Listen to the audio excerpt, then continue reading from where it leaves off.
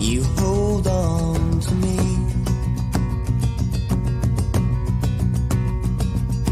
I've said no and I've let go. I've been moved by the way you hold on to me. You hold on to me. We all knew the greatest love consumed by grace. I could see your face,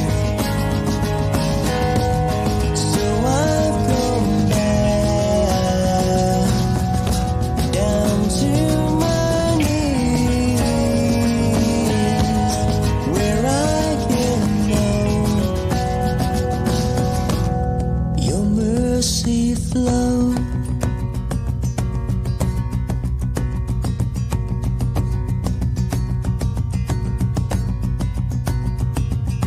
I've been cruel and I've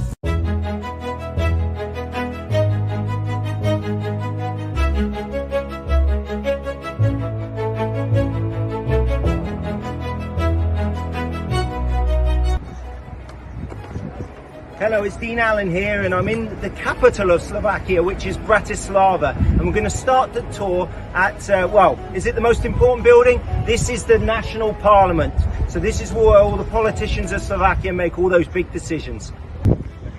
Now I'm at the magnificent Bratislava castle. As you can see, this castle here dates back to the Iron Age. In fact, the first recorded castle was recorded in 907, not 1907, but 907. And it's been restored over the years, predominantly during the 1500s when the Hungarian dynasty were here, and they spent a lot of money making this magnificent building, this Gothic structure.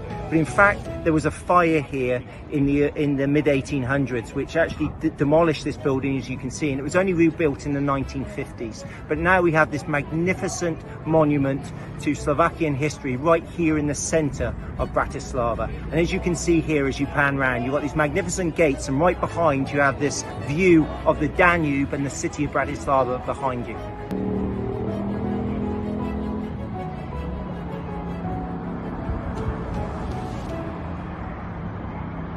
Right, we're in the old town of central Bratislava here, and this wonderful building you can see behind me is the Slovakian National Theatre. It was built in 1886. In fact, the first performance was a year later in 1887. And it's home to the National Ballet, National Opera, and all those great performances. But that lovely water fountain that you can see behind me, that was actually completed a year later in 1888 by an Austrian sculptor called Victor Tignal. And if you look around you, you can see this vibrant square is the central feature of Bratislava.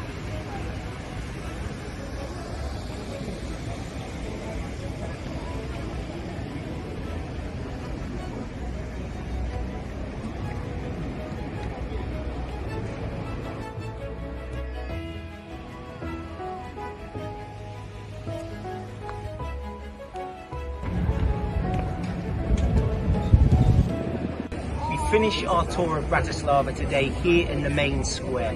The population of this city is 550,000, which is about 10% of the population of Slovakia. The building behind me, you see, that's the Natural History Museum of Bratislava, which is a fantastic place to visit. But we've really enjoyed our visit here today, and I hope one day you'll get the chance to come yourself. Until the next time, have a good day.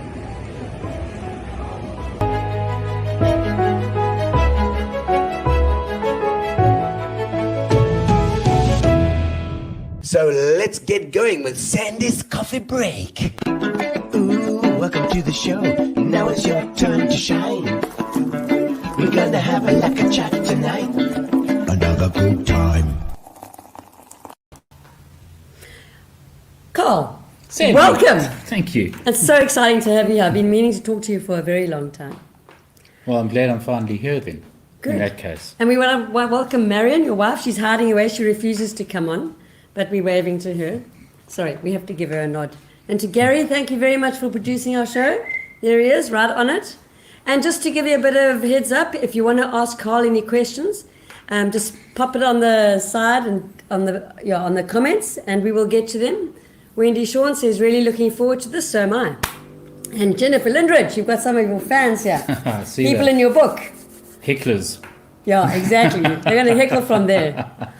But really, I really mean it. Thank you for sharing your time and your thoughts and your work, which we're going to look at, and we're going to unpack a few things. Cool. But for mostly, we're going to start off with this image behind us before we get into the meat of stuff. And I want to know about this image. Okay, this is from a series I did, a body work called Freedom of Expression. It was actually an exhibition I had in London in 2019, which were images of the holding cells down in Balkans Valley. The holding cells, like prison. Yeah. They're sealed up in 1984. How did you know about them? I know the owner of the property. Oh, that helps. Yeah. And so he gave me access to it to photograph it. The cells were last painted, I think it was in 1975. And in 1984, they were shut down and sealed. So Why were they've they been sealed? untouched since then. That I don't know. I don't know the question to that It's got a one. mystery in that. And this work is called Beyond the Walls. The full title is Beyond the Walls, Careful What You Wish For. And it's a collaboration I did with Andrew Mackenzie. From Boomtown. Yes. Yeah. Rooftop. Rooftop now. Yeah. Yes. Sorry, Andrew. And so what I did, I printed this image, which is a stitched image. It's about 60 or 70 photographs that I've stitched together to create the one. Okay. All shot on digital Hasselblad, so it's uber high res. Yeah. And then I printed it to 1.5 by 3 meters in size. And that's Then big. Andrew did the ink drawings on it. So all the ink drawings are on the wall above, on the Okay, I white. can see. And then So behind below- the me black- is a Oh, yeah, manhole let's see. cover. Oh You my can just gosh. see between the... if I move that up. Oh, I can see. Oh There. my gosh. That's a proper manhole cover. No, that he drew that in. He drew that. Yeah, Oh my just to gosh. balance it a bit. And just tell me about the collaboration. So, what was the brief to Andrew, or did you come to some sort Well, of? Andrew and I came together with the person, together with the buyer. He commissioned the work. Oh, it was commissioned. Okay, I'm with you. And Okay. well, we've always wanted to do it. We Yeah. planned to do it with somebody else, and that fell through. And then we spoke to the buyer about it, and he was very keen. He said, "No, I want this. If that person doesn't want it, I want it." Cool. And all he asked for, he said, "Could we put bits of Port Elizabeth in there?" And I just straight away said, "No, this is not a tourist thing. This is a piece of artwork that Andrew and I are doing together." But then we actually caved in, and over there is the Mount Road Police Station. Yeah. based Oh, on I the can Mount Road recognise Police it, yeah. Station. And then obviously the power station. Sorry, And then something's up. everything's back to front, damn it. I know. Is that and then the the- power station over there. And is that the not the bird behind the building? What is that building? No, it's not City Oh, Hall. okay. It's not our City Hall, no. All right. So we brought in the Mount Road Police Station, we brought in the old power station. And the birds, obviously, freedom, right? Yeah, When you're in a prison. exactly. Okay. Exactly. But then beyond the walls, you can see where the Mount Road Police Station is it left or right-hand side? But near the bird, you can see it's starting to fall apart. Yeah, It's I been see that. destroyed. It's Okay. There's destruction wow. outside. So Yeah. therefore, Yeah. beyond the walls, careful what you wish for. And the narrative of this is just so deep and so rich. So where is this photograph now? The original is with the collection of the buyer. It's he built a house and gallery in Rijeka Kasteel. Oh, in South And it's- Africa. yeah, Okay, so it's cool. staying in his permanent collection in South Africa. Okay, which is great. That's amazing. Because that's it's also massive. symbolic of people's lives, of what their Oh, lives, yeah. what they get into, and how they get caged within their lives. Yeah, there's a It's deep also, narrative yeah. around. I mean, it sort of hits everybody. Yeah. You don't have to have been in that prison to have been Yeah. in that prison, Yeah. if you know what I mean. But Andrew and I have done a few collaborations together. I love working together with him. He's seriously talented. Oh no, he's Everything magnificent. pen and ink, and people think, oh, this has been done digitally, but it's not. It's, I've got a piece of his art on my wall. I'm Mm. very happy with that.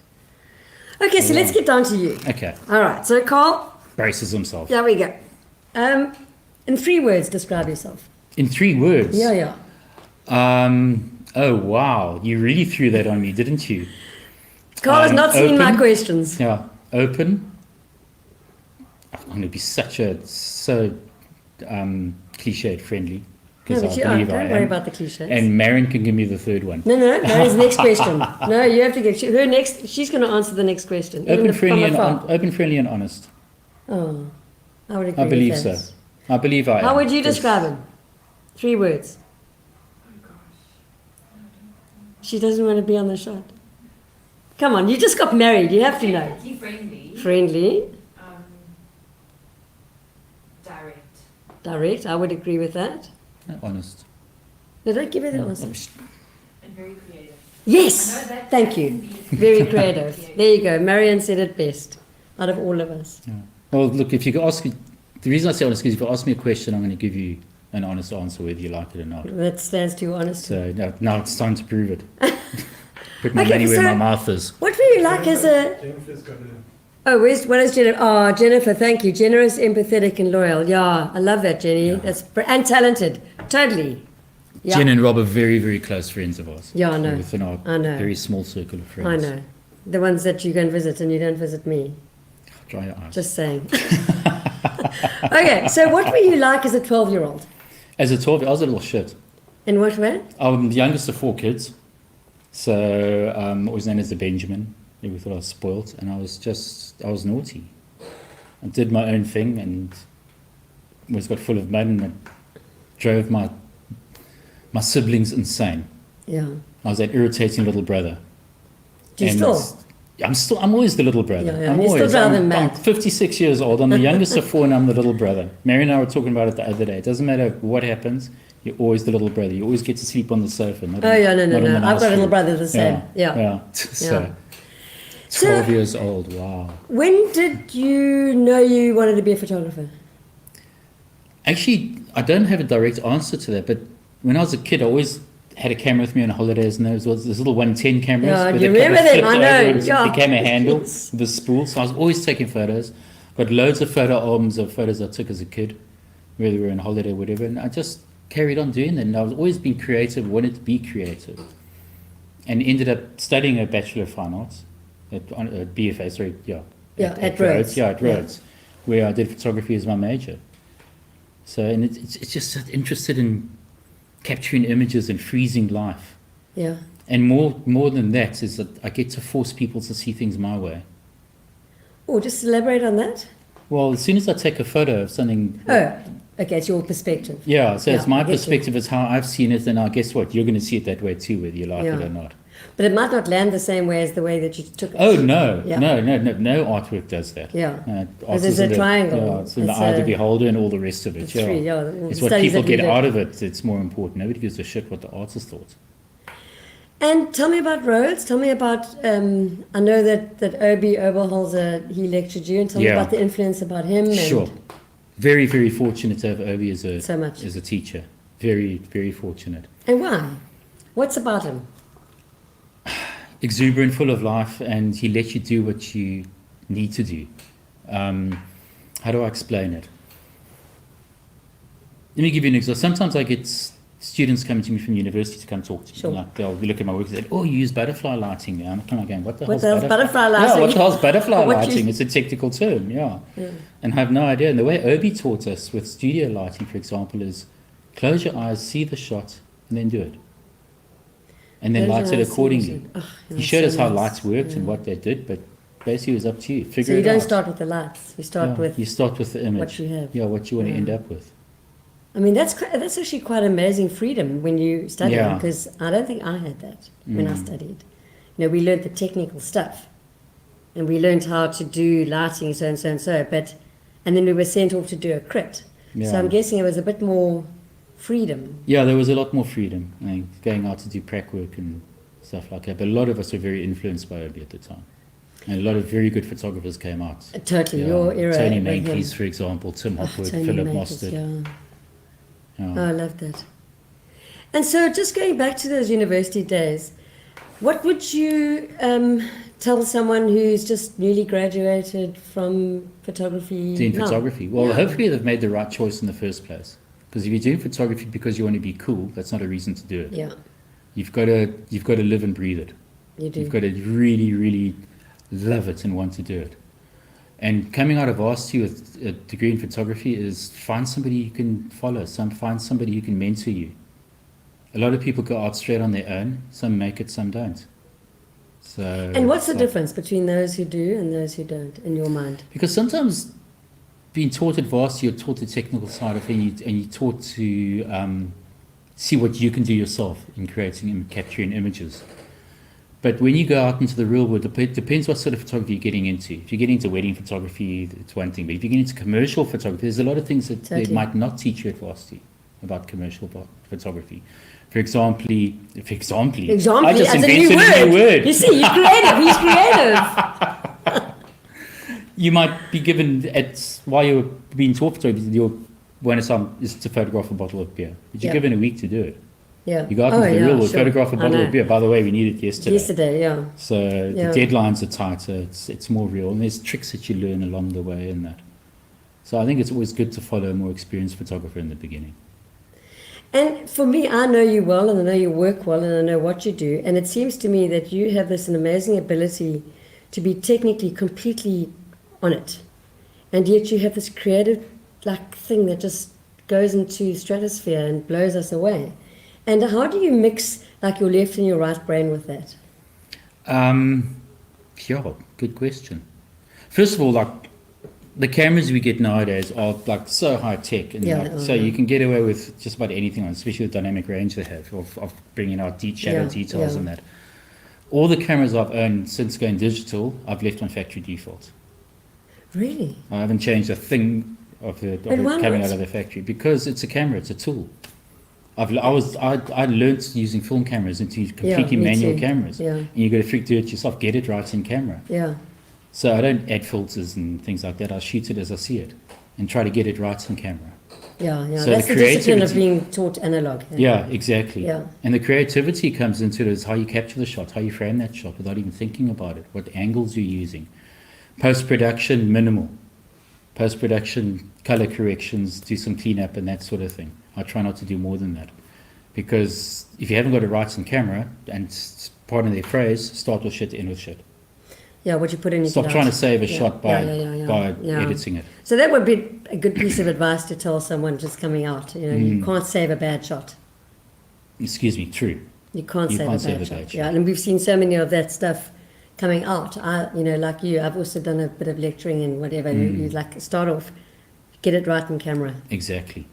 And so how much post-production do you do? I know you said minimal, but kind of just take me through would be, you take a shoot, you get it right. Yeah. Exposure right. You pull it through into the digital, into Lightroom. Yeah, I use Lightroom for my post-production. What is your average on one well-shot image?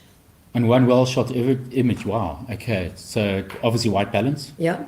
Correct the white balance on there. Unless you did it. No, I leave. Factory the camera in factory settings. Oh yeah, forget. So I'll do the white balance afterwards. No, that's why I've spent billions developing these cameras and software. Yeah. So let the software get the white balance for you.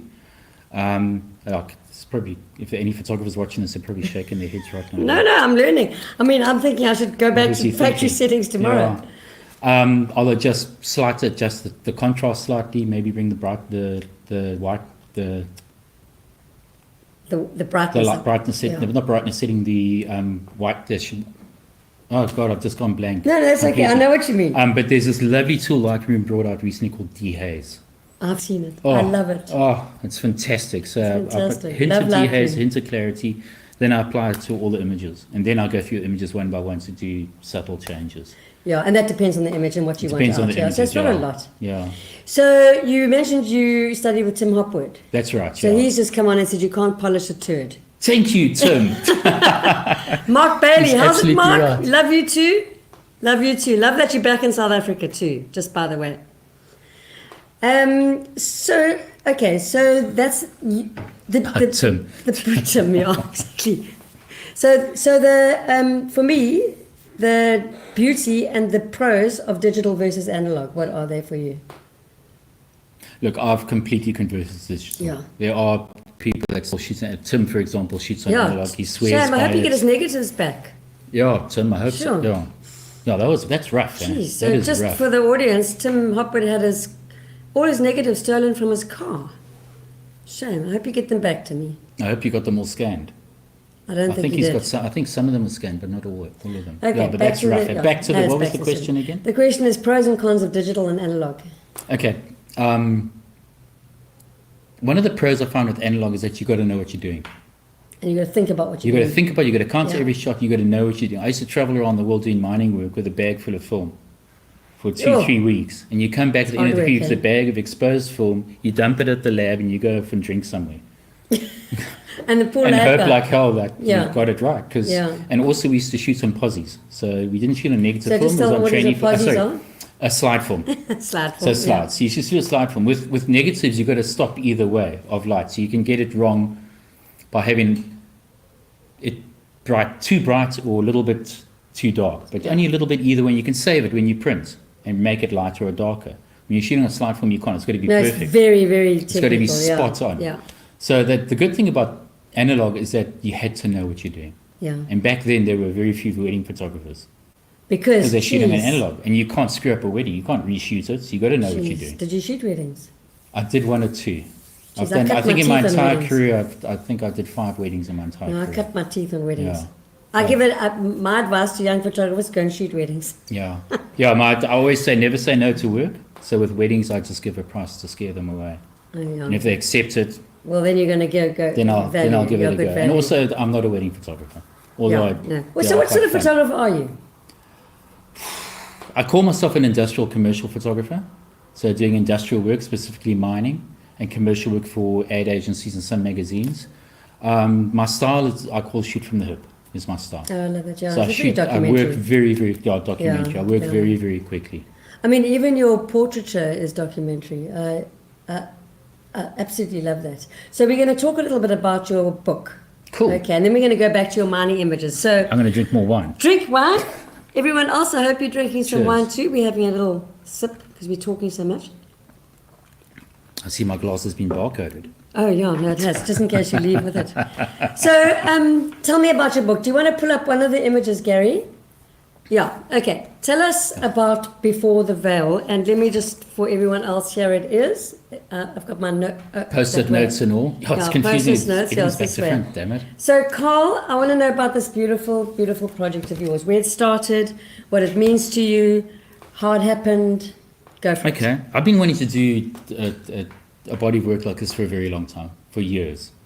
And what stopped me was, well, I'm working and it's finding the time. So good thing about COVID, was silver lining about COVID, is that I got to get into a lot of personal projects. One was the book, other one was a collaboration I did with 8 other artists, and there's a whole lot of other stuff. Well, I want to hear about that just now, yeah. And so this body of portraiture I've been wanting to do, I'm repeating myself, for a long time. And it was capturing people with very, very unflattering lighting and getting them wrinkles, blemishes and all. But I wanted a very specific background, and that I struggled with for a long time, is because I knew the background, I could see the background in my head, but I just couldn't work out what it was until one day it hit me and it's underfelt from a carpet. And how did you get to that? Was it just like a bliksem moment? I saw a dog blanket, and dog blankets are very similar, Yeah, but they're only they a are. meter by a meter. And Yeah. I thought, where do I get it? Then I thought, construction industry, they hang them up for dust and that. And what was it about that background that was so relevant for this? The texture. It was just a texture. It was a texture that's. You It can makes see the it, yeah, background yeah. a little bit busy, but it's busy that it pushes the subject forward as well. Instead of just having a plain color or light shining across it or something like that, I wanted something with some texture in it. So the contextual part of that would be texture of life. Like, is that what it is? I'll go Is with that. You'll go with that. I'll go Okay, with good. that. Okay. The interesting thing about that underfelt as well, that I found out from Jonathan Kapelis, is because he gave me the piece. Yeah. Big, Oh, nice good. 4x5 meter piece. I was like, Yeah, I yes. was there, yeah. Is that it's made from prison uniforms, recycled prison and army uniforms from Russia and China. You're joking. Yeah, that's what he told me, My Jonathan. gosh. So yeah, so that made it even That's more quite interesting. something. Yeah, I know. It's What's the quite thing with interesting. prisons and you? What's going on? I don't know. I don't know. Just as long as I don't end up keep in them one. inside. Yeah. So I've been wanting to do this for ages, Yeah. and capturing people in a harsh environment, in harsh lighting. So it doesn't make them ugly, but it brings out the truth in everybody's face of what they're on, what they've earned through life, whether it's through joy, hardship, pain, love, laughter, frowns, whatever. And Before the Veil means what? Before the veil, as a photographer, and most photographers hopefully agree with me, when you start shooting people, they go into pose mode. Always. Straight away, they'd like, put the camera down, you get this beautiful smile. As soon as you pick up the camera, that smile's disappear, and it becomes a smile they practiced in the mirror that morning. And before the veil, so I always say there's a veil comes up. So I'm trying to capture people before that veil actually lifts and before they go into pose mode and try to get the real person. And how do you do that? How did you do that? Well, you know, because I know, yeah, take you everybody photographed off me, guard. Yeah, So- yeah, So I had the studio set up, same background, same lighting, same chair with every person.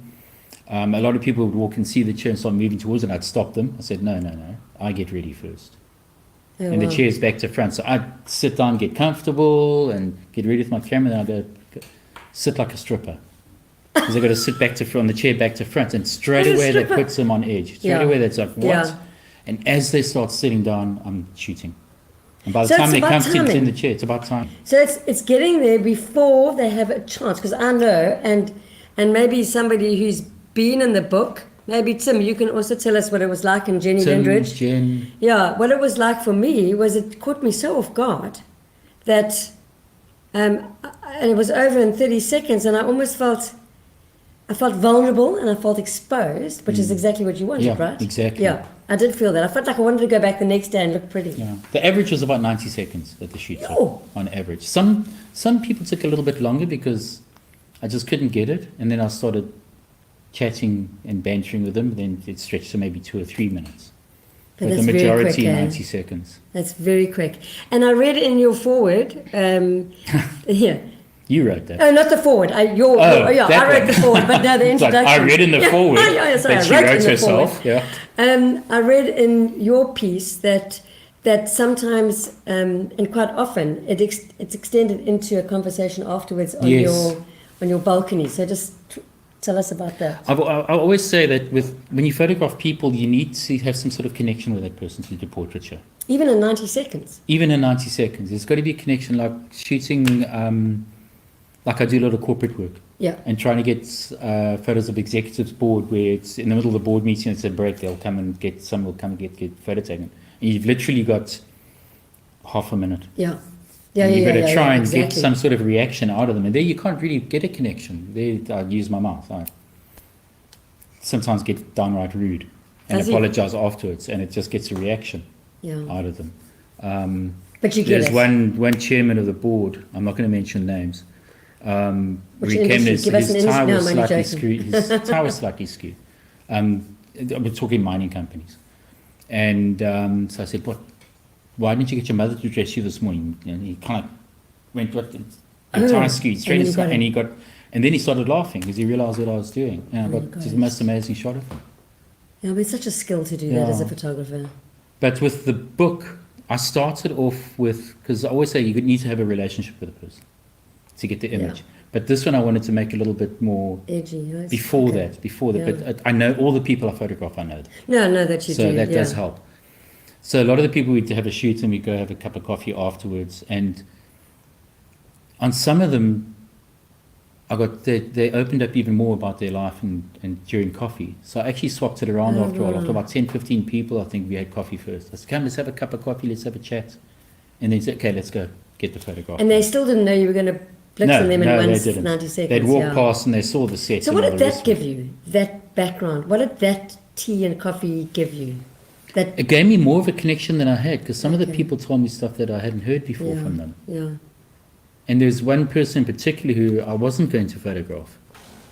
And when we were talking and she told me her story, I said, I want to get your photo. Come, let's go do it. And yeah, I'm not going to point out which person that is. It's quite a So personal one. Jenny Lindridge says, Sandy, you summed the experience up about being vulnerable. Tom said, I didn't feel vulnerable or exposed. We hang out together a bit, so I felt pretty at ease. Okay, oh, there you go. Yeah. Yeah, Tim, Yeah, I've but known- Tim you've known forever, so... Yeah, geez, I met Tim in 1988, 89. Tim, did you like your photograph? If you can hear me. If he's watching, I think he can. He can, he Oh better God, be. everybody hates a wise ass, sorry. Yeah. It's a 30-second delay. So. Oh, is it? Okay. Let's wait 30 seconds. Yeah, we will. Okay, so but in the meantime, So I just Louisa, want to, by the way, Louisa, tell she's- us about this image. Oh, that's Louisa. She's my friend Kanya, it's her mom that I've met a few times. And she's an extremely intelligent person, but she's just loads and loads of fun. She looks it. Yeah, and she is. She's delightful. And tell me about the modus operandi. So you photographed him, and then how did you get the text in the interview? Okay. So what I did after I photographed them, I normally edited the same day and sent the images to them on the same day. So I WhatsApped the images to people and I said, "They're yours. Do what you like with them. Just credit me." At this stage, you weren't thinking about a book, eh? No, I was. Oh, you were? Okay. No, I was thinking about a book. Okay. And Sorry, Tim said it made me look quite serious, but I did like it. Okay, cool. here's a relief. Sure. Yeah.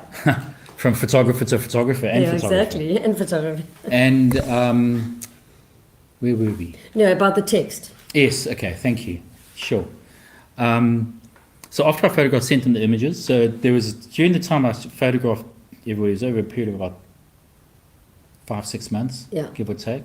But Facebook and Instagram kept on having photographs of this style. Yeah. Because everybody would post them. Yeah, everybody posted. So I had all the time, which was pretty cool.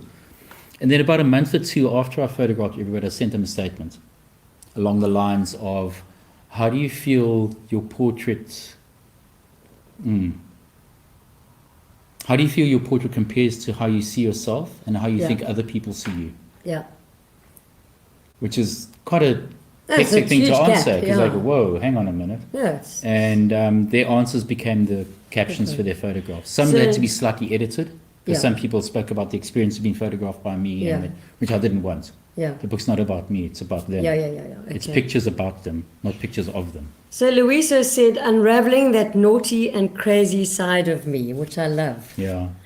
That was one of the times I actually caught her not laughing, because hers took a bit longer. Give us the next image, Gary.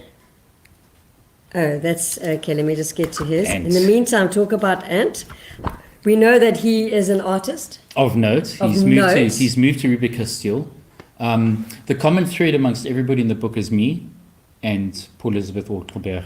Okay, beautiful. And like Anthony lives in Ruby Castile. So for some of the photos, for some of the people, I went to Ruby Castile to get to photograph Anthony, Peter, Anton Momberg. Yeah, I saw that, and Mike Spittle. And then I went to Cape Town to photograph Warren Peterson, Bag. He's your tattoo guy? Yeah, he's done a lot of my tattoos, nice, and my brother. From another mother. So, yeah, I know that you're very close. So Anthony said, whatever is hidden, which is quite scary, whatever is hidden shall be revealed.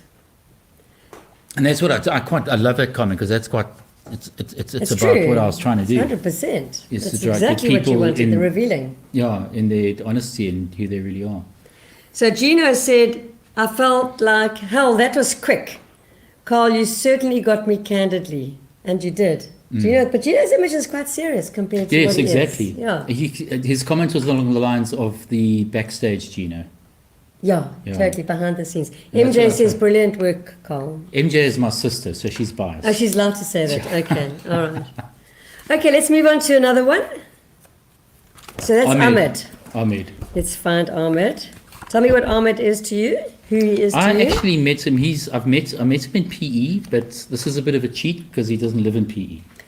Okay, but you met him in PE. That will do that. So it's close enough for Ahmed because he's a wonderful man. He was consulting at Boomtown at the time in advertising. He's executive creative director at a number of agencies, and he's just a wonderful, wonderful man. So he says, every day I strive. You can see it in the picture. If you look at that photograph, like, what do you see? Like, before I even read it, I see joy. And what he said was... I see a sense of humor as well. Yeah, totally. He says, every day I strive to find the joy in the little moments and rather collect good feelings instead of collecting the things of this world that don't matter. God, that's amazing. You should follow him on Instagram. I will, 100%. And he comes up with a lot of stuff like that on Instagram. I love that. That's super cool. I really love what he said. That's very good. So it's very easy to choose his image. Yeah. For that. Because... Yeah.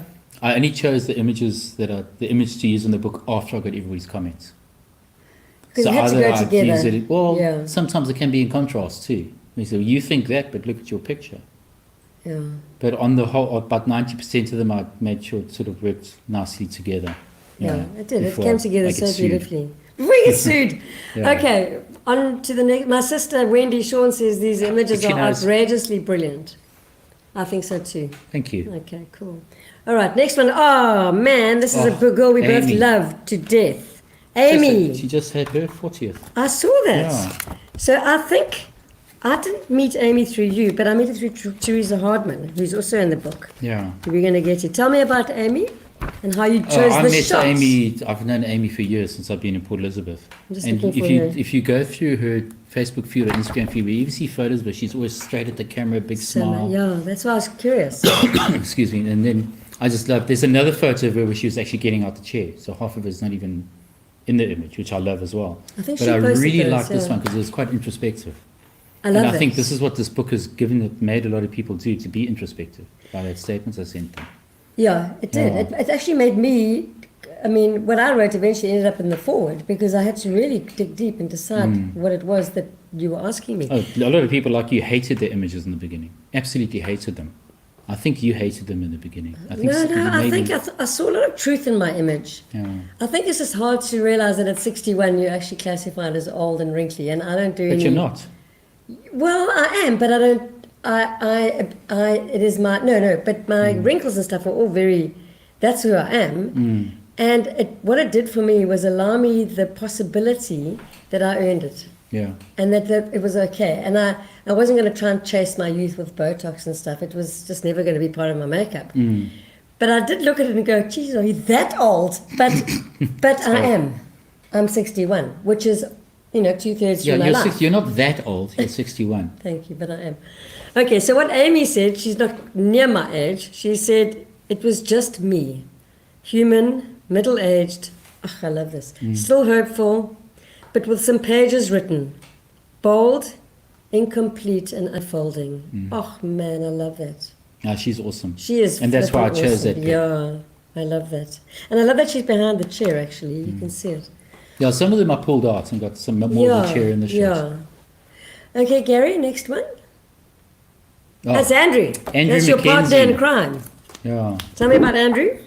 Very good friend of mine. We became friends over the years. Initially, he was a client when he was at Boomtown, so I used to do some photography for them. And we just hit it off. We just became great. We've become great friends. Spent quite a lot of time together. He is a real person. He's totally. I think he gives a shit. He does give a shit. And what he writes is, I think others see me as confident. I think I certainly try and live up to that. This image shows that a bit, but it also shows another side to me. I am, in reality, far more insecure. I don't like large groups of people. In fact, the less people, the better. I am at heart an introvert. And I think the confidence is just a cover-up and a cloak. A facade, maybe, but applied through necessity. And you know what's interesting is I know Andrew well as well. Not as well as you do, but I know him. And in that, you can see exactly what he says. Yeah. There's a vulnerability in that image. And I think a lot of people are surprised to hear that when they read what Totally. Andrew's written. Yeah, I was. I think it'd be very surprised. Yeah, I was. Brave.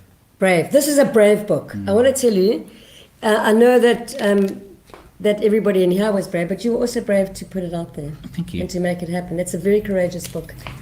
It's wine. It's one. Oh, it's... oh, It wasn't as I intended in the beginning. I wanted it to be a collection of portraits. yeah. And the captions as such from that statement, but I didn't realize it would become such an emotional project. Yeah. And how it's turned yeah, out. you said that in the That book. it's- yeah. That it actually became far more emotional. Yeah, I had some. As a photographer, when you're working and you're taking images, and that's what you're doing. You're focused on getting the image, Yeah. Following the brief and delivering on a brief. If it's a paid-for job, if it's your personal work, that's what you're focused on. But there's a lot of photos that I've taken in my life that are quite emotional and quite important to me. And there are some in this book that had that effect on me as well. In that, Sure. when you're editing them, that's when it really hits you. And then, as a good friend of mine, Penny, once said, you go out and water the garden in the rain. You go have a good cry in the corner. Oh, that's beautiful. I love And that. there's a couple of people in this book that Had that for you. had that for me, big time. Yeah. Shall we move on to the next person? Rainer. Rainer. So we both know Rainer as well, and this is such for me, this was one of the most powerful images that you've taken. You're not the first person to say that. Really and truly, this stopped me and took the breath out of me. And I don't know Rainer very well, but I do know, and I'm not going to read his whole story, but Rana has suffered from depression and from anxiety and from, a few mental challenges that he consistently and, overcomes and gets through the next day. And this image, I mean, he's a highly talented human being. Extremely and talented I really designer. love him. And this just, the look in his eyes for me is just so powerful. And was it for you? Very much so. And if you speak about bravery and being brave, what he has done is so brave, what he wrote in this book. And just before it went into print, so I got hold of him and said, Rainer, it's about to go into print. Are you sure? And he says, absolutely, go for it. He says, I'm cucking myself, but go for it. I'll just read a little bit of what he said. Very brave man. He said, the stigma of being labelled as the other, someone who cannot keep it together, crazy, disconnected, lost, morphe, rejected, weirdo, something I knew as a child because it was my basic to my nature as the colour of my blue eyes, forced me to experience feelings of revulsion and shame.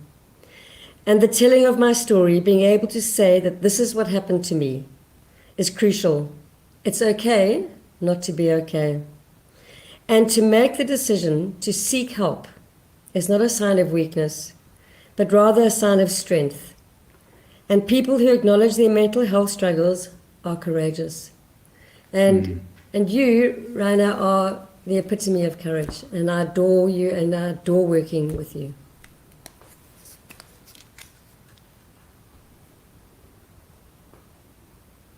Gary, you can read. Ha! Oh, Ross. Tell me about Ross. He looks like, I don't know Ross. Ross is a PE boy. Yeah? Grew up in PE. Then he moved to the UK. He was in the UK for about 10 years, I think. And then he came back. He decided he wanted to be back home and work from there. He works with a company called Collaborate Global in the UK. Heads up delivery for them. And does it out of PE. Wow. And I met him through the Heritage Cafe down Oh, yeah, in I the remember Duncan that, Village. yeah. And he was looking for a place to rent. And Chef Gustav said to him, well, speak to Karl. Oh, wow. And he came and he's been sharing my space with me at the Duncan Village for close on 2 years now. So he was easy access. Say again? He was easy access. Yes, he because was so easy close. access. Well, actually, no, he's on calls just about all the time. Okay, so he's a So it's busy getting boy. in between calls. So he was easy access. Okay. But I didn't I love that photograph him image. immediately. I waited a while. And he's a very buoyant person. He's very positive. He wants to help everybody. And he's always full of the joys of life. You can see that. But yeah, which is why I chose this image. But what's incredible about this image for me, the two things. One is your crop. And secondly, you keep going around his, if you look at, from understanding The how you curve of look the at hand, the photographs. curve of his t-shirt, the curve of his glasses. And the it glasses. keeps you going in there all the time. So, I mean, in 90 seconds, that couldn't have been intentional. That would have been instinctive for you. The crop. Yeah. No, the whole photograph. Oh, yeah. You couldn't have directed that in 90 seconds. So that's just bringing all your experience around how you view things and just know that it works. In The only 90 cropping seconds. I've done is to bring it down to square. Yeah. Is to cut off the sides. Yeah, yeah. Because you have no choice shooting on a... But I think my point is that if you were trying to get that image, you would direct that person. Put your head here, put your hand here. No, open up your eyes. There was no time for that. He So just this did is that. just your instinctive talent that comes through. Sometimes during the shoot I do direct in a little way. Yeah. If I see I'm not quite getting, I said bring your hands to your face. Okay. But I don't tell them where to put their hands Yeah, or yeah. anything. Just bring your hands to your face. Yeah. Bring a hand to your face. I love what MJ said. This is not just a photo book, it's a piece of work that supports others that do not dare to confront themselves and know it's okay. And that's why it's such a courageous book. I'm Okay, very proud of Gary. it. Oh, you should be so proud of it. Yay! Tell me about this person. Oh, Nomvuyo. Nomvuyo works with Ross and I at Duncan Village. Yeah? And she is just a joy in our lives. She is courageous. She's happy. She's intelligent. She's sure. What else can I say about Nomvuyo? She's And just I know- and I she's got the completely most love amazing her- smile. But I purposely did not catch her with a smile here, because without It her feels having like a she's big, smiling. she is smiling, but she's got a bigger smile than that. Okay. But I think this photo showed more about her. Yeah, and I Then a love the massive texture smile against with the it. texture. Yeah. The next one, Gary? Oh, Teresa. Teresa. Is Teresa the last one? No, it's still.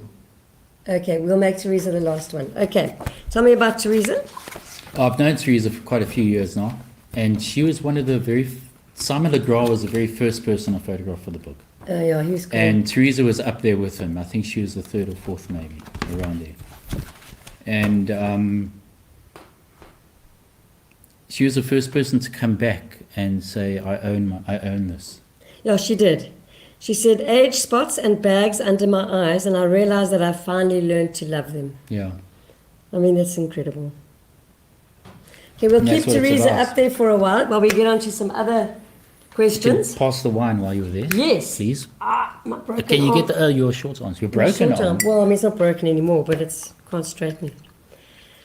Okay, so the book. If anyone wants to buy the book, how do they buy it, and where do they get it from, and where can you send them to? Okay, there are 3 places. Fogarty's are keeping stock. So at Fogarty's Bookshop on Main Road, Walmer. Arts on Main in Walmer Park. Yeah, okay, beautiful. And then through my website, which is It's Karl Schoemaker. karlphoto.co.za. KARL photo.co.za. That's right, yeah. Okay. And through my website. So it's really And worth then getting in the a look at next it. week or 2, it'll be available on Amazon as well. Oh, fantastic. Okay, awesome. Okay, so a couple of other questions. NFTs. Oh, Do you have any view on it? I haven't gone down that road. To be honest, I really do not understand it. I know, neither do I. It's like you own a piece of work digitally and nobody else can own it. It's weird to me. I have got a guy coming on in 2 episodes' time. He's going to tell me all about it. Please send me a reminder. Yeah, no, you can come and because chat. it confuses the hell out Yeah, of me me. too. I'm old No, school. me too. Oh, me too. I don't understand it. Okay, but just generally, photography, what? But $65 million for a piece of artwork, I know, I can outlet. relate to Yeah, that. we can send a digital I'll go with image. that, yeah. Yeah. Happily Oh, sell there seems to something be- for that. People yeah. are making money. That's the Yeah. other thing. So, where's photography going? Where is it going? Yeah. I mean, Does it have a future? Does it? yeah, like how relevant is photography now when everybody's shooting everything in mediocre level and everyone's got a cell But what they're phone? doing is photography as well. They're all telling their own stories through their Yeah. cameras, through their phones, which is what photography is about, is telling stories. Yeah. Most art is about telling stories. So, are you saying that it always has a future because there's always stories to be told? Photography, yes. Professional photography, that's another question completely. That's also what I want to know. Yeah, that's another question completely. Video is The taking CGI over and a lot. stuff, Yeah, yeah. with reels are bigger than stills at the moment. But I think there'll always be a place for a photographer professionally. For example, weddings. Everybody wants to have photos of their weddings. And fortunately, a habit is to skimp on the photographer and get Always. And it's don't crazy. forget, after spending 50 to $500,000 rand, 50,000 $500,000 rand on your wedding, all you have left are your photographs to show for it. You've got to use the cheap photographer who doesn't know what they're doing. That's what you're The left auntie's with. brother or something. Yeah, exactly. I think also for niche photography, so wedding is one of them. What I do with industrial photography, Yeah. so corporate photography, there'll always be a need for that. But there are thousands of people out there who bought a camera and added the word photography after their name and call themselves Yeah. professionals. I suppose that's with any industry. There's Yeah, always going to exactly. be that. Yeah. But are you saying that there's always place for good quality niche photography? Because we both know that in product photography, the CGI is taking over that. So, Yeah. the skill for that is kind of being lost. Yeah, so it's those areas where CGI can't do it. Once again, I'm going to repeat weddings, what Yeah, I do, yeah, those people. mining photography. Yeah. It's a big corporate, it's annual reports, they're doing their CSI work, their corporate social investment work, and things like that. They need evidence, they need photographs of that. Gary, can we put up some of the mining shots? Okay, so before you go to the mining shots, I absolutely love this shot. image. The same person who bought Beyond the Walls and Freedom of Expression. Bought this. Tell me about this image. He bought a 1.5 by 1.5 meter print of that. This is extraordinary. Tell me where this is. And I love what. it. This was taken at a platinum mine, and it's the side of the plant, of the processing plant at a platinum mine. So those are all electrical cables coming down and big pipes that are...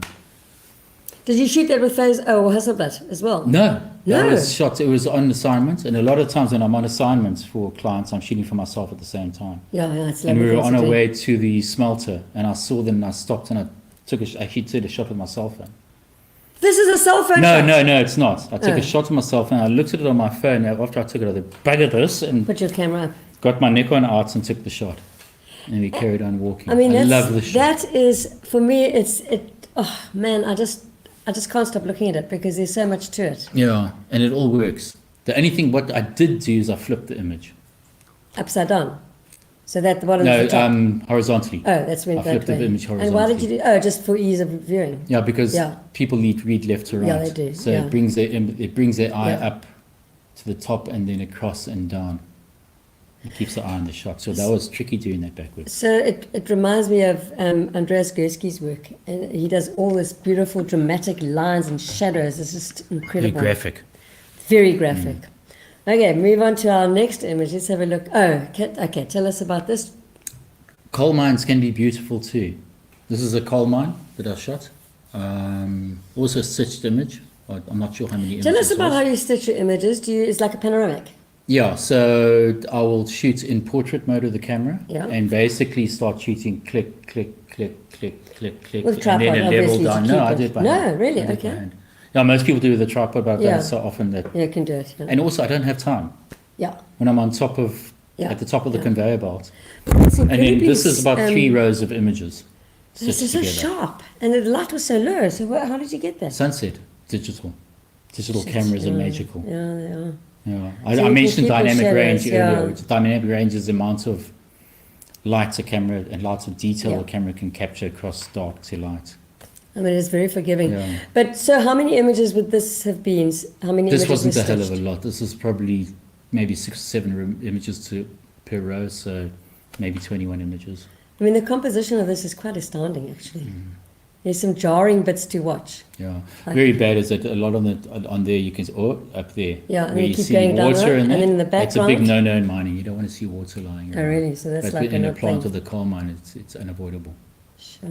But yeah, the trick is how to make mines look beautiful. Well, you did. Yeah, nice late, early sunset shot. Yeah. Yeah. Go, Gary. Oh, I love this Tell us image. about this. This is I shot this in Katinya village in Guinea. Gee, but what were you doing there? Mining. Mining takes me around. Takes me Really? all That's over amazing. the world. Yeah. Okay. And this was an imam at the village, at the mosque, and he was basically, it was him and That's a him. that's a him. So that's the imam. That was the imam, and there's 4 of the elders of the mosque was there as well, and the representative of the mine. And there was a heated discussion going, except the imam was just quiet. He just waited. Heated discussion, and So then that's eventually patience. he spoke, and everybody else just fell That silent. for me is patience. Yeah, exactly. And that is what that image says to me. It says it's obviously age, but it's experience, it's patience, it's intelligence. And then I knowing- love the watch. Yeah, me too. And The then old knowing, 1970s digital watch, That's it. 80s. Yeah, and then knowing when to speak. yeah. And when he opened it, when he spoke, everybody fell silent. Wow, it's a very This powerful when image. chips go. Yeah. Yeah, I love that. I've blown that up to about 2 meters across. You love big Okay. images. I mean, when I used to I come always and go see you in your big. studio, there's always big, beautiful Yeah. images. Now you learn the hard way. People don't buy big images because there's no space in their house for it. Yeah, but you can show the images. Yeah. Thanks, So, yeah, Gary. I love that shot. Oh, Okay, but Colombia. we have to get out of yes. this because you have to see everything. Yeah. There's a. Okay, I'm going to step I'm this also way. going to step away. Okay, tell us about this. This was in a village called Cajamarca in Colombia, and the village is it's tiny. You can walk the whole town. It's not a village; it's a town. You can walk the whole town in about 2 hours. There's very few cars there, just a couple of taxis. Otherwise, everybody's on foot or bicycle. And this is where I was based when I was shooting in Colombia. I was shooting up in the mountains with gold exploration. And the one day I had time to walk around the village, that's where I got this shot. It's one of those moments you just cannot set this up. It stopped, I saw it, I picked up my camera, raised the camera, took 1-2 frames, and then it was over. Because the second frame, the butcher was looking directly at me, and the third frame, the one dog had looked the other way. So the first frame wasn't, it's just, don't even think, just shoot. And get it as quickly as, and this is a series of 3 images of shop fronts. And it's also uncharacteristically in color Yes. for your documentary Yeah, work. yeah, I love black and white. Yeah. Absolutely. At Varsity, First year of photography with OB is you do black and white Yeah. only. And if he thinks you have mastered it, then from second year you can start doing color work. And that's because, Color for color's sake. no, but Is that what's the bad? beauty of black and white? There's nowhere to hide. Yeah. And it shows its raw emotion. And I'm gonna use the Ted Grant quote again. Is you photograph somebody in color, you photograph their clothes. Photograph them in black and white, you photograph their soul. So it's 100%. I Yeah. agree with that, yeah. So this is one of the few color shots I've done. Yeah, that struck me when I Yeah. looked through these images. Thanks, Gary. Ah. Oh, wow, that's a point of view. Mining. No, both of us. leave Tell me it about short. the mining. Cut my Tell head me what it is, how you got into it, and why is it so appealing for you? off. When I came out of varsity, I walked the streets in Joburg to seeing photographers with a portfolio under my arm trying to get a job, and I did in a studio, doing commercial work. And one of our clients was a IT tech company that approached me and said, "We want you to work for us." I said, "Do you want?" I said, "No, we want you to open an ad agency, in-house ad agency, so they could sort of bypass a 16.5% commission." Oh, That's, yeah, they were trying to save money. So I thought, oh, what the hell? So I did that. And after a while, I thought, and I saw a job come up at Goldfields of South Africa as in-house photographer, which I applied for. and I got- Goldfields. Goldfields of South Africa. Then it was GFSA, before it became Goldfields. Okay. And I applied for it, got the job, and that's how I got into mining. And you love it. Oh, love it. And I did mining photography for maybe 18 months, veered into the path of IT and internet in the mining industry, internal communications marketing. And when I left the mining industry was end of 2008, I'd started up the knowledge management discipline for the company I was working for, Anglo Gold Ashanti. Knowledge Global. management, what is that? Let me put it this way, when people resign or leave a company, the company suffers from knowledge evaporation because everything that person knows, IP they goes, take it yeah. with them. Okay. So with knowledge management, it's trying to capture that knowledge and store it within the company. So when people leave, you retain what they know. Okay. So with that, I designed and implemented a lot of tools within the company Oh, I mean, where we could capture the outside knowledge. the photography. Yeah, completely. I stopped photography for 12, 13 years Oh my gosh, so what made you go back? because I missed it. No. And at the time, I was living in Johannesburg, and end of 2008, we moved on to Port Elizabeth. And that's when you started work at Play. Work at Play, yeah. Early 2000, I took 3 months off, and early 2000, I started up Work at Play. It's quite and we've been doing courageous it to ever do since. Yeah. And then rebranded it in the last year and a half to Karl Schoemaker. Yeah, I'm glad you did that too. Yeah, it was very brave.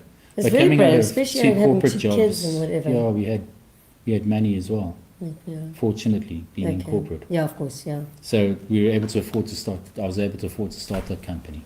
Buy computers, buy cameras. Yeah, I remember when you moved to P, I used to see your car going to Theodore. Oh boy, did I overdo that branding. Sure. No, we all knew who you were, don't worry. Yeah, Thanks, Gary. Okay, I love me this. too. This is quite a recent shot. I didn't realize that. Oh no, this is one I supplied. Yeah, this is a recent one. So shooting underground is fun. I really enjoyed it. It can be challenging. This one I actually lit though. So you bought in lights. Yeah, I brought in 3 lights. Would there But be they're little LED lights? little Or? LED panels, about Oh, little so no Godox M1. electricity, So yeah. one behind, one underneath the drill, which I've edited out, and then one from Okay. from Yeah, they were. that side. So these are LED lights, battery operated. Yeah, they're Yeah, yeah, rechargeables. yeah, okay. They're Yeah. rechargeables. Yeah. Okay, so you lit this because it was just too dark, or because you wanted It was the drama? pretty. Yeah, it was dark in there, but I wanted to add the drama to it. Yeah, I love that. There's light, but the underground now, since then, there is actually light. You can. Okay, I was going to point to the image. Okay, let's go There. over. Oh, your hand now I'm out. But disappears, yeah. at the top there, there's a little stripe. So there's LED Yeah, lighting, and okay. a lot of the mines you go in now in underground are all very Well well lit. lit with LED Okay. strip lighting in the ceilings. Okay, and so that everything. helps your photography too. Yeah, but it helps them. More importantly, it's a Yeah, bit no, safer. totally, yeah. It's a safety. It's a safety thing, so they can actually Okay. see hazards, for lack of a Okay. better word. Yeah, well, Yeah. hazards. It's very hazardous down there. I wouldn't want Yeah, Don't you get hello. hot and sweaty and... Very. I get very sweaty. That's a gross point you didn't need to know. Too much But information. look, they control the temperature of the air underground. Yeah. They've got massive ice plants on the surface. They're pumping Okay. crushed ice down to cool the air down. But it still gets pretty hot and cramped. What are they mining for? This is a platinum mine. So you can see the slope, the hanging wall, which is the ceiling, is Yeah. actually quite high. It's about 160, I think, 170. Sure. So there's quite a lot of space. I think we have some more mining shots, Gary. Oh, there you go. Let's move out the way. Yeah, this is a smaller stope. This is about a 90 centimeter stope with hanging walls that high. But you can What see is these he spots. doing? He's drilling. So he's drilling a hole for the explosive. So you can see, you can just make out a person at the back, Such a hectic thing to do. So they put the explosives and then they all disappear and it explodes. something like that. Ooh. Simply put, yeah. So I went into that stope further down behind them, about 70 meters, maybe 60, 70 meters below where they're actually putting the explosives in the holes, and photographed that. Are these images commissioned images? Yeah. Okay, for the mining companies to show Yeah. people what they're doing. Okay. Yeah. So these are used in annual reports to societies, results presentations and things like that. Okay. Yeah. Sure, they must be powerful to give with like those presentations. Yeah, And, the one you showed before was quite recent, and they were over the moon. I'm sure. They're very happy. Okay, Gary. Ah, Oh. what's this? This I feels shot like the this in- Karoo. Yeah, I shot this is actually KwaZulu-Natal. Oh, is it? So yeah, Drakensberg. yeah, this is up right near the Mozambican border. I was walking down with a whole lot of ladies down to a natural spring where they're collecting their water for the day. And as I was walking down, I saw these guys herding the cattle. It's another one of those moments, drop to one knee, get the shots, and then move on. It was Yeah, it's just beautiful. right place, right time, right Yeah. timing. Sometimes it's just about being there Yeah. and then having accessibility. Yeah, this print we've also done up to 2 meters across, and it's just spectacular. I've done it in black and white, but this one Yeah, is I a feel colour this is a shot. color image. In black and white, it's lovely, but in color, it's just Yeah. it looks like a painting. Sure. So Okay, sure. before we go into a couple of other images, I've got a few more questions. Braces himself again. What makes a superb, brilliant, sublime photographer? What is it? What makes a good photographer? Yeah, what are the components? I think the most important is having the eye. Having Is it the something eye you're to born able- with, or- I think so. You can get taught it at varsity or going to study on what to look for, but Is a it lot in of your people DNA? have it naturally. Yeah. An example of a photographer, a local photographer, she's moved away now, was Nikki M. Nikki yeah, Murray, she's yeah. killed. Yeah. She came to me, she spoke to me when she first wanted to do photography. We're talking, I was still in Parliament Street, so we're talking 10 years ago. Yeah. Left her job, bought a camera, she wanted to be away, and I just rolled my eyes, and oh God, another one. But she's good. She's brilliant. Very good. She has an eye, she is a phenomenal photographer. So it's that eye. So it's something Yeah. you're born with, and then you cultivate more. Yeah. Okay. It's the ability to look through your camera and see that image without even thinking about it, or just walking around and you see something that, because when people walk around, there's a lot of peripheral noise that's happening. See, when I'm looking at Marion right now, but I can also see the lights, I can Yeah. see the green As photographers, screen we do. and Gary on the side. Yeah. But what you need to do is that you need to cut all that out. And sometimes, like with photography, sometimes it's not always what you photograph, it's also what you don't photograph. Yeah, totally. There's that famous photograph during the Vietnam War of a demonstration of a girl holding a flower. Against the guy with the against the guy yeah, with I the know that right image. shield. It's amazing. If you had to crop off the guys with the right Yeah. shield, and it's just a girl holding a flower. Yeah, no, it's amazing what you don't show and what you do show. Yeah. I remember just going back to what makes a good photographer is Annie Leibovitz spoke about why she thinks she's so successful. It was because when she was a child, she used to go on these long road trips, and she used to look out the window. So her whole life she was framing through a window. Through a car window. So That's interesting. I Yeah, haven't it's heard a that true before. story. She said all the time that they went on these long. She was seeing things through the window, so Sure. she was framing. Yeah, amazing. And that's what it's about. It's Yeah. framing and cropping. Yeah, it's, it is that. it's framing within a frame. Yeah, I mean it's interesting. I think you are born with something, and you either let it escape or you take it and run with it like you did, or have, or do. So, what makes you Stubborn. satisfied as a photographer? When do you get to a point of satisfaction? Do you ever? Well, that's what I'm asking. With any art, it's like you look at painters, sculptors. Is their work ever finished? When do they actually say, "Okay, this painting is now finished"? And is Yeah. it truly? It's in the their same as mind? editing. Where No, they have to stop Yeah. somewhere, and it's like Yeah, a photographer yeah. as well. I think what's really cool is that I'm going to go back to varsity when Obi would Yeah. say, like, visualize it in your head and then get it. And when you pre-visualize an image and then you actually take the image you get in it, and it is what you pre-visualize. Then that's it. It's like, oh That's yeah. bingo. Oh, That's the like, satisfaction. oh yeah, that's the satisfaction. Okay, so that's the moment. All Yeah. right, yeah. Okay, let's move on to some more images. Gary's been sleeping. You need like little balls There, of paper to throw it in. Oh, oh, this has got a story. yeah, you need to move out the way. Okay, that's even, Yeah, well, that's I'm better. gone, yeah. I was shooting for Grenica. They were tendering for the N1 and N2 roads in Cape Town, Western Cape. So the N1 and N2 going out of Cape Town, they were tendering to redo the roads. This is quite a few years Yeah, I ago. was about to say. And they commissioned me to take photographs of the roads for them and the communities and all the rest, and this is part of it. I shot this in a informal settlement next to the Cape Flats called Lovers Lane in Paarl. Lover's Lane. Oh, Yeah, God. in Paarl. And the guy who ran the informal settlement it's either Ronald or Rodney. I'm sure it was Ronald. Took me around and he says, okay, like, he's okay for him to be here to take photos, just let him do it. But he was very strict as well about alcohol and drug use. It was not allowed. So I spent a few hours walking around photographing people, photographing the place, and I came across this lady, and with her I got her to pose.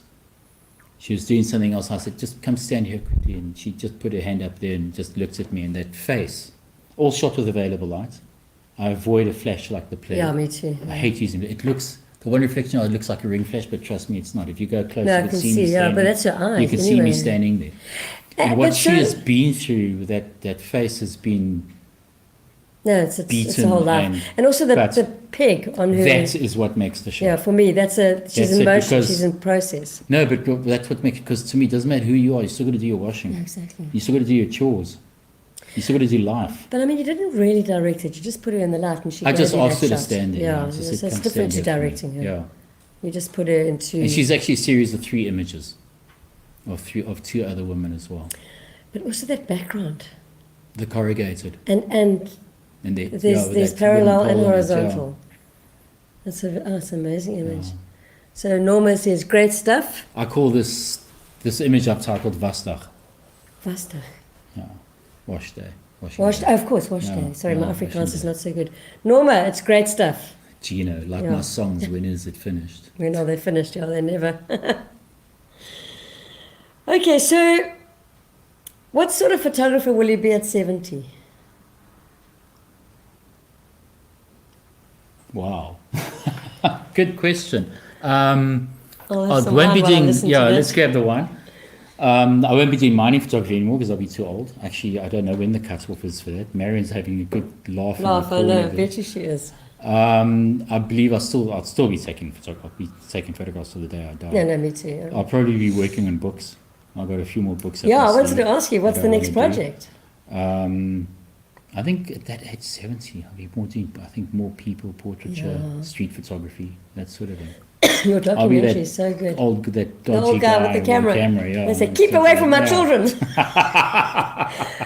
Like I said, dodgy. Dodgy, yeah. But yeah, books. I've got the next book I want to do, which hopefully I'll have ready for next year, is a book on my mining work.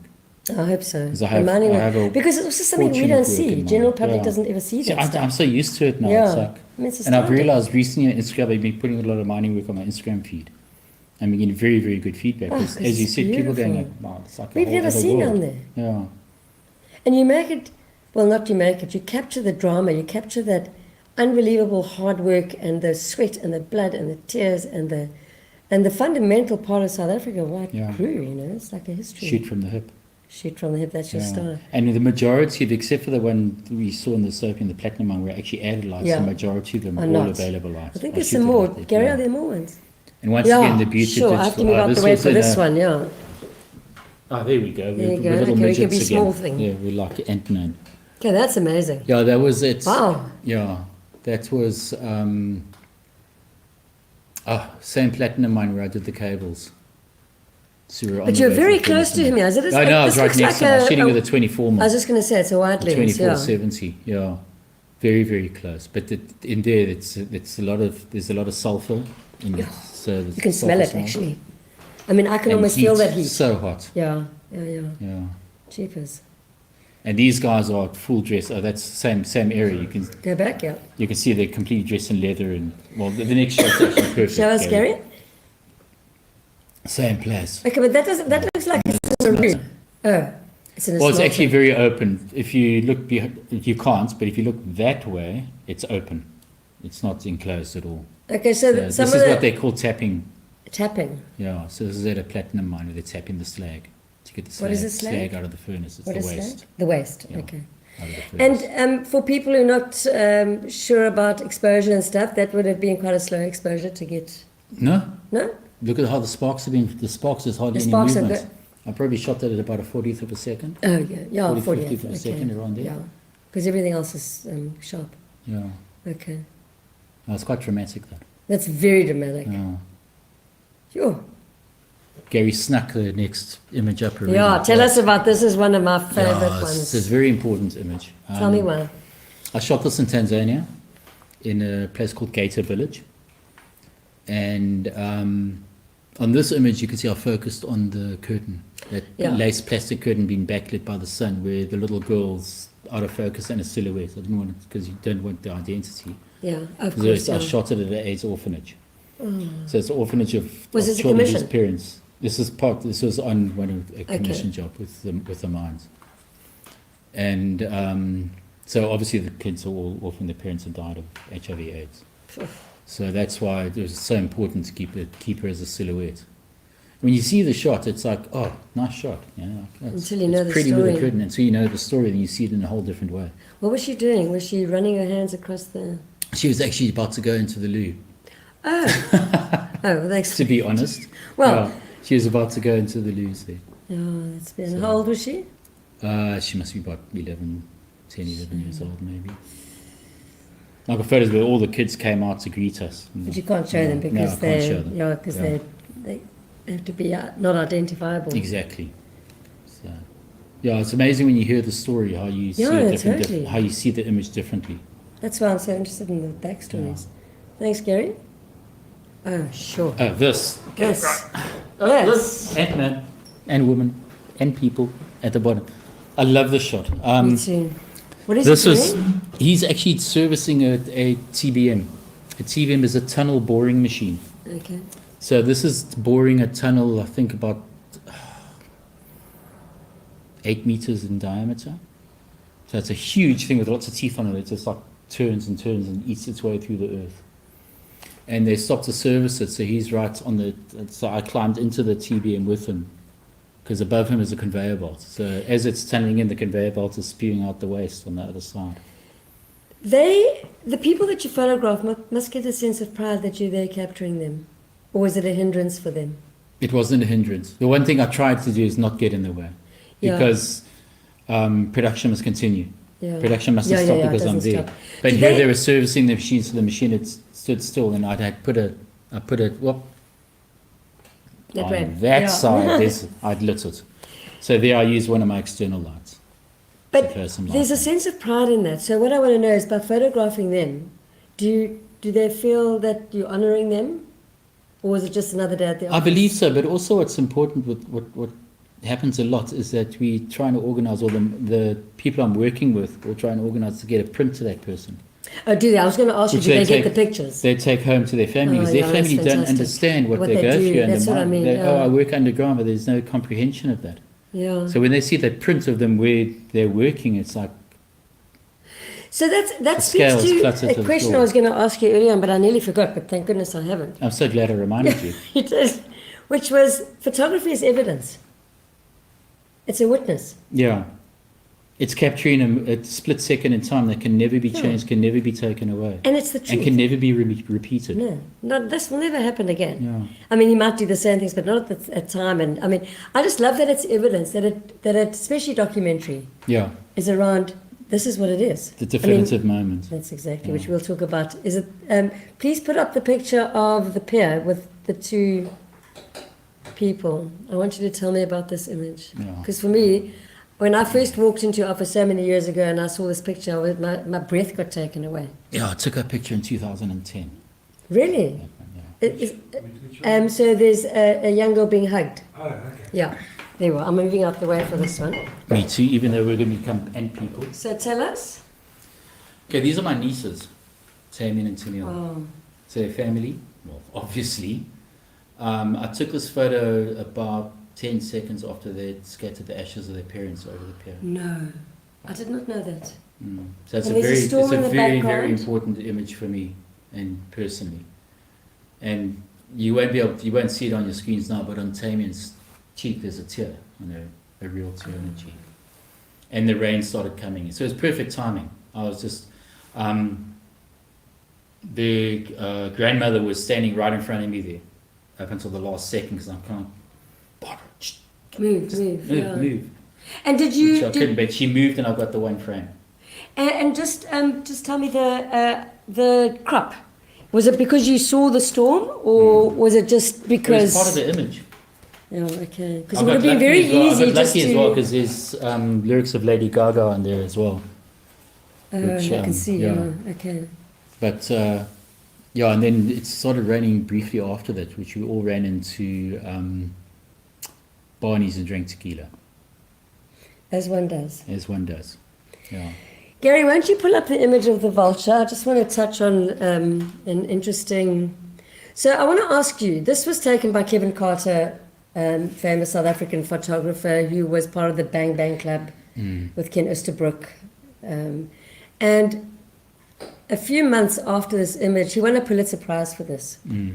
And a few months after this, he committed suicide because I think he felt, I don't know what happened after this image, whether that child wasn't taken by the vulture or not, but he couldn't live with the fact that he couldn't save this child. And I want my question to you, and it's always been a perennial question for me, is when do we intervene and when do we document?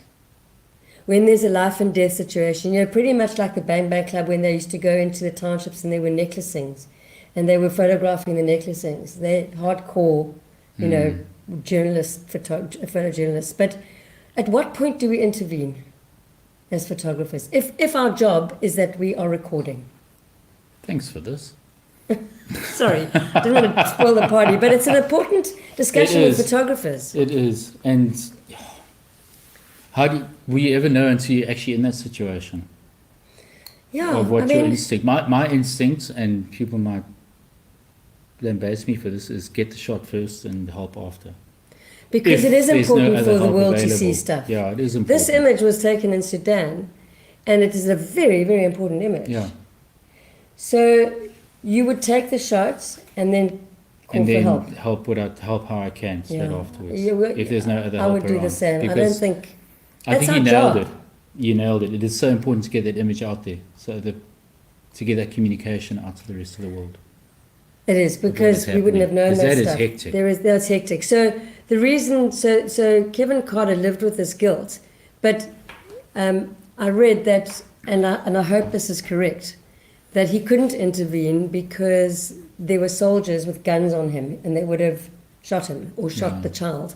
So, and he could, I mean, he must have had terrible PTSD, etc., etc. But anyway, it was just a question around how, to what level do we observe and document, and to what level are we human beings? And you saying there's both. It is a mix. Yeah. It's like you've got a job to do as well. Yeah. But your sense of right and wrong has to come into it at some stage, because that's stronger. Yeah, I mean, because some images that we've seen, the war stuff, I can't do war stuff.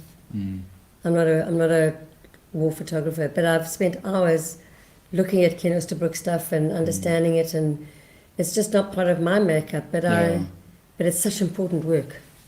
I haven't been put in that situation. Yeah, so no, I haven't also either. I don't know what I would. Yeah. Hopefully, I would get the job done. Yeah, it's important. Oh. Okay, thanks, Gary. Take us to wherever you want to. Okay, go back. No, wait, first we have to go back. We're not ready for that image. Oh. Sorry. No, it's my bad. Not My your bad. fault. There you go. Tell us about that. Nice. Greener pastures. Oh yes. Well, Valley of Desolation. Gosh, but that's when it's so green. This was quite a few years ago. I took this shot and underestimated the weather because I was in t-shirt and shorts and froze my Freezing. off. Freezing. Yeah. Funny enough, when I took this shot, this has got a very Lord of the Rings feel to it. Yeah, it does. It's like and- quite and, yeah. ethereal. And just after I took the shot, 20 seconds after the sun had dipped down and everything was orange. And it was a quintessential sunset beauty and all But the this rest is of more it. dramatic But for this me. is better. Yeah. I prefer this one. So a lot of your instinct and talent is around timing. You probably don't know it, but you instinctively know it. When to shoot and when to wait. And I think, oh, there it is. Oh, that's So the next like, one. that's Okay, I'm like with you. seconds or minutes later, Yeah, that's very beautiful. where the sky is more important than anything else. Where the previous one, it's everything. Yeah. That was shot on the blood. It was freezing up there. Where is that? That is part of the freedom of expression show. Okay, with the prisons again. Yeah, so this image is called From Processing, because when you go up the stairs, it took you to the police and the courts I don't upstairs, even know where about what the happened in people were there. processed and fingerprinted, and they were brought down and put in the holding Jeepers, cells. I don't want to know Remember, about these were this. only holding cells, so people weren't held there for a long time. Okay. Some were waiting trials, and I think the most people spent in there were a few months. I don't want to. days, I don't want weeks, to know where they months, ended yeah. up. It's too much for me. Yeah, but it's quite hectic down there. If you weren't a photographer, If I what? weren't a photographer, Yeah. what would you be? I always wanted to be an actor when I was a kid. In a way, he is a bit. When I was a kid, I always, what do you want to be? I want to be an actor. Well, you still could. Yeah. You know, at 70, It's you never could too be doing late. both. Exactly. It's never They look too for late your to do look. anything. Yeah. They do. You've got it. So, yeah. And then I want to ask Oh, you. Peter. How's it, Peter? Peter Badenhorst. Oh, Pete! Jeez. Peter Barnhorst! Jeepers, nice to see you. Yeah. Thank you for tuning in. Oh, thanks for joining us. Yeah, Wow. what a cool thing. I'd like to ask Peter a question, but I'll wait for him until he's in the studio when he's back in There PE. you go. Okay, so I want to know about some of your iconic, your own iconic photographers and images that have inspired you. Okay, my biggest inspiration, I say, is Obi Oberholzer. Yeah, Well, he taught me, he was my lecturer at varsity. he's so good with colour Oh, too, hey? brilliant colorist, brilliant color printer as well. He's one of my biggest inspirations. There are three in total. So it's Obi, the second was Philip Mostert. He studied photography with With Tim and you, myself at yeah. Rhodes. Yeah, he was ahead of us at Rhodes. Where's he now?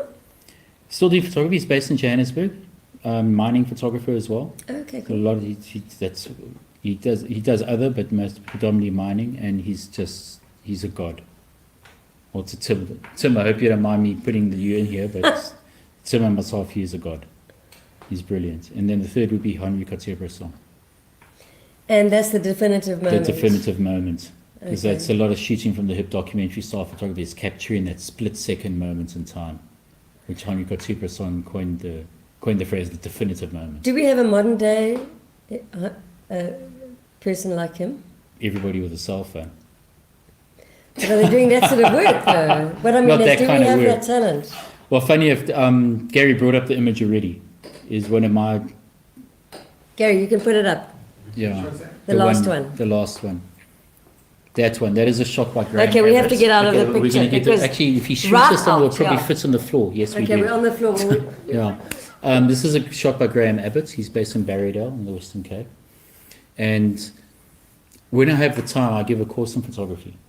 And I Awesome. always go, what is the essence of a photograph? And this is it. Tell us, It's talk one us of through my it. favorite images. Talk us And through Tim's too. He said, make sure I Oh, Tim, said it's that. also Tim Tim's Hopper. favourite image. Also Tim's Okay, cool. favourite And probably image. Peter Barnhorst too. And this absolutely defines the definitive moment of Henri Cartier-Bresson, of a moment in time.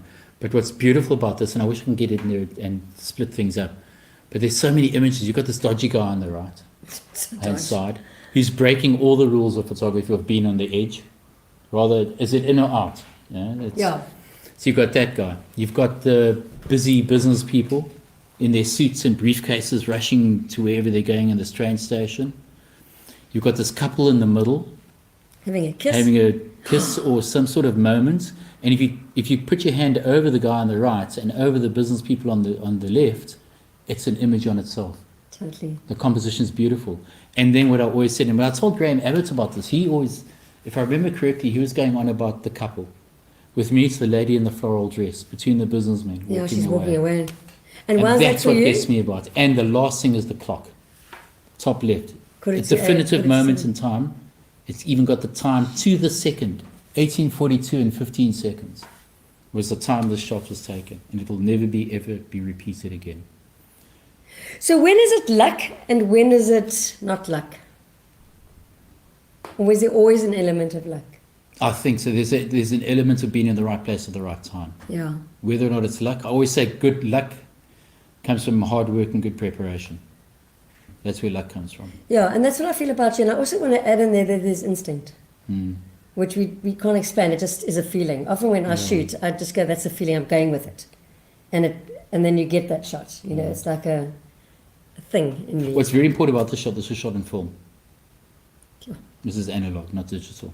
So he probably took, I don't know how many frames, maybe 3 or 4 frames, maybe only one. So it's a very powerful image. Yeah, I love it. I've managed to get a handprint of it Have recently you? from him, yeah. But I love AJ's is closed as well. Because Yeah. it's quarter to 7, is it? Yeah. And technically it's brilliant because his shutter speed's slow enough to show there's movement with the business people hurrying around trying to get to their jobs, Yeah, it's amazing. but fast enough to capture the lady in the floral dress. He says in a romantic sort of Yeah, way. no, I see that. She's on her way out. Yeah. She just kissed the guy who's walking this way. What, the Great dodgy hole is- dude? The dodgy dude! The dodgy dude's going, oh, come back, come back. You can read it I anything. hope Graham Abbott gets to see this. I hope so. Well, it'll be on I'll message YouTube him. anyway Yeah, for I'll him message to ever him. see it. Yeah. Yeah. It's always going to be on. My absolute favourite photograph of all time. And it's a South African photographer and not that old. Yeah, I love it. So I've got a couple more questions for you, and then we can wrap it up and go and have some nice food. Hit me. Um, I'm going to have some more wine. please, Thank God Graham I'm not lost driving. 90% of the film he shot on that trip he made. Did you know that? Where? Tim, Really? No. I didn't know that. how did he lose it? That's a terrible story. Tim, I hope you're going to answer that. Stolen his backpack in Spain. God, what a terrible thing. It's like, Tim, it's like your car getting stolen recently with all your negs. Similar sort of thing. Look, I also know that Ken Terrible. Oosterbrook's widow had all its entire collection. She was moving home, Monica, and she had all his negatives, Ken Oosterbrook stuff, stolen, gone. I know some of Ken Oosterbrook's stuff has been curated by Yeah. a lady in Johannesburg. I've just gone blank on her name now. She did an exhibition. Because I organised a print of his for a colleague of mine. Anyway, her name will come to me when I remember. I'm sure. Yeah.